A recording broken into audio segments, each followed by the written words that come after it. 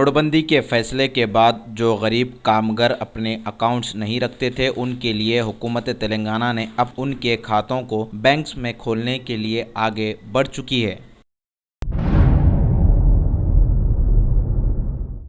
बल्दी division Allahpur में स्वच्छ Hyderabad programme का इनेकाद। अल्लाहपुर बल्दी डिवीज़न के मुख्तलिफ इलाकों में टीआरएस कॉरपोरेटर सबिया बेगम ने स्वच्छ हैदराबाद प्रोग्राम में हिस्सा लेते हुए साफ सफाई के कामों को अंजाम दिया। इस मौके पर टीआरएस पार्टी के कारकुनान भी मौजूद थे।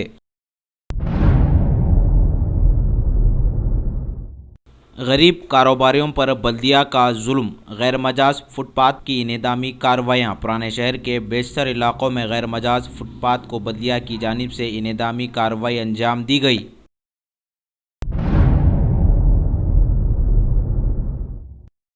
नोटबंदी के फैसले के बाद आवाम को काफ़ी मुश्किलात उठानी पड़ रही है, तो दूसरी जानिब बैंक में नकदी ना होने का बहाना भी बनाया जा रहा है और मज़ीद मुश्किलात पेश आ रही है। इस वाक़े की इत्तला मिलते ही कुल हिंद मजलिस इत्तेहादुल मुस्लिमीन के कॉरपोरेटर मिर्ज़ा सलीम बेग ने बैंक पहुंचकर मैनेजर के साथ बातचीत की और मज़ीद इजाफी काउंटर्स कायम करने का मुतालबा किया।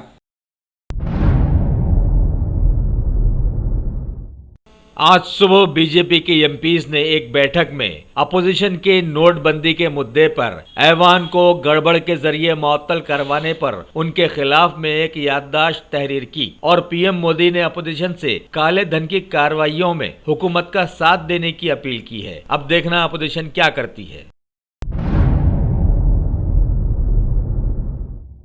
तमिलनाडु रियासत में अम्मा के तौर पर मशहूर मरहूम जयललिता को कल मैरीना बीच से पूरे कौमी एजाज के साथ विदा कर दिया गया। वैसे आज भी लोग बीच पहुंचकर उन्हें नम आंखों से याद कर रहे हैं।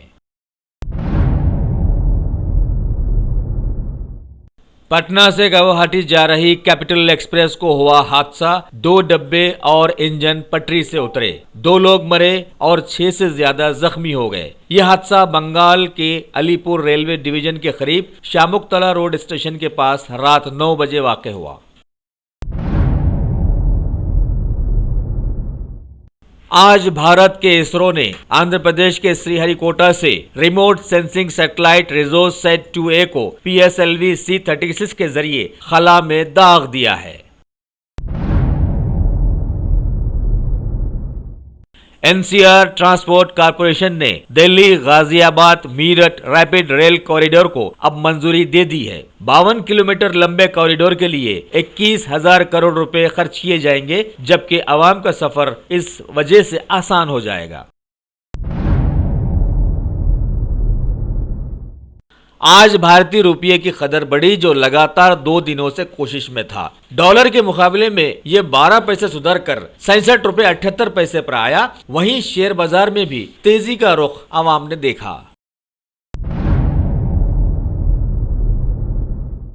नोटबंदी के फैसले के बाद मुल्क की 75% से ज्यादा नाख्वानदा अवाम में सरकार डिजिटल पेमेंट्स का बढ़ावा देने की आरजू में है। अब BSNL SBI के साथ मिलकर ई-वॉलेट लाने वाला है, जो कि स्मार्टफोन के साथ काम करेगा। भारत के नामवर सहाफी और तुगलक अखबार के एडिटर जे रामास्वामी का लंबी बीमारी के बाद अब इंतकाल हो गया है। पीएम मोदी ने उन्हें खिराजी अकीदत पेश किया और कहा कि भारत ने एक ऊंचे और निडर सहाफी को खो दिया है। दिल्ली NCR में सर्दी के चलते घने कोहरे की चादर अभी भी माहौल को घेरे हुए है। जहां जहां ये ज्यादा होगा, सरकार 24 घंटों पहले इत्तला देने पर काम कर रही है, जबकि रेलवेज और हवाई सफर इस कोहर से अड़चन का शिकार बने हुए हैं। अंडमान और निकोबार जजीरों में भारी बारिश के चलते महकमे मौसमियात ने तूफान से खबरदार किया है। मछुआरों को समंदर से दूर रहने को कहा गया। भारी बारिश की वजह से ह्योलोक में फंसे 800 टूरिस्ट को बचाने की कोशिश में फौज के 4 जहाज रवाना भी किए गए। मुंबई के बैनुल-अक़वामी हवाई अड्डे पर किंगफिशर की जायदादों की आज ऑनलाइन नीलामी शुरू हुई। इससे पहले गोवा में इनकी नीलामी के लिए कोई खरीदार नहीं मिला था, लिहाजा अब ये नीलामी 22 दिसंबर को मुंबई में होगी।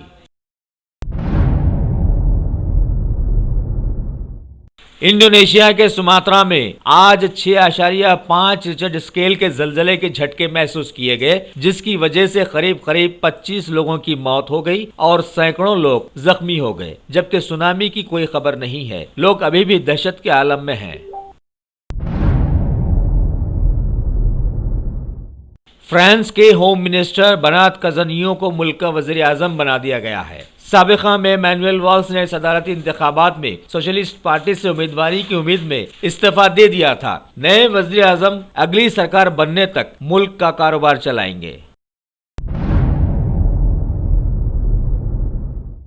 बीसीसीआई ने भारत और इंग्लैंड के बीच अगले 2 टेस्ट मैचेस करवाने के लिए 1,33,00,000 के मसले को लेकर सुप्रीम कोर्ट का दरवाजा खटखटाया है। सुप्रीम कोर्ट ने सुनवाई के लिए आज वक्त भी दे दिया है। दोनों मुल्कों के बीच चौथा टेस्ट जुमेरात को शुरू होने वाला है। देखिए आगे क्या होता है।